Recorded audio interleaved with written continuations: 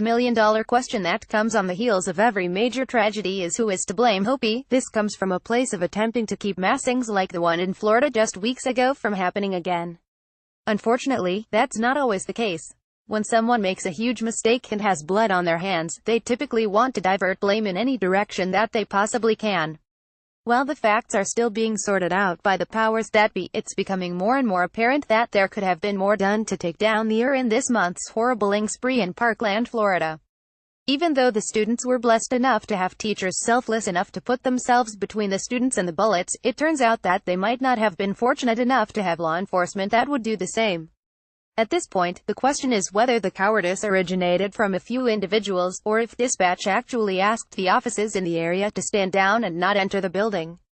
According to Newsmax, the Florida Attorney General, Pam Bondi, is being tight-lipped on the issue, and we're left with more questions than answers. Florida Attorney General Pam Bondi wouldn't comment on why members of the Broward County Sheriff's Department would not go into Marjory Stoneman Douglas High School to confront accused school shooter Nicholas Cruz, or whether a stand-down order had been issued, keeping the law enforcement officers outside. Also, she told Fox News Fox Friends, Governor Rick Scott has not called on Sheriff Scott Israel to step down over the criticism about how members of his department handled the February 14 Parkland, Florida school shooting. Governor Scott has not called for him to resign, but for investigation into the matter, Bondi said. I firmly believe that needs to be accomplished. The Florida Department of Law Enforcement will be investigating him.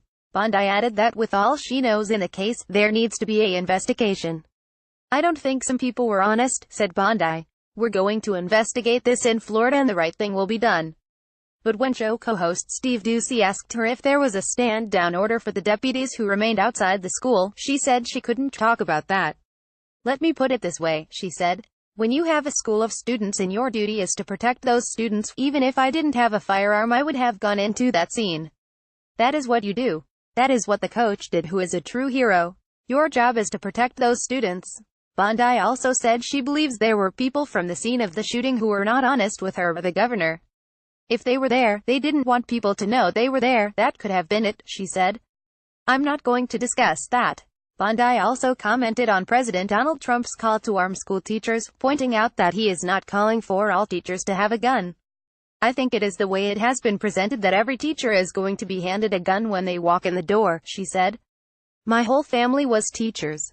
I wouldn't want them to carry a gun, nor would they. We will have highly trained teachers.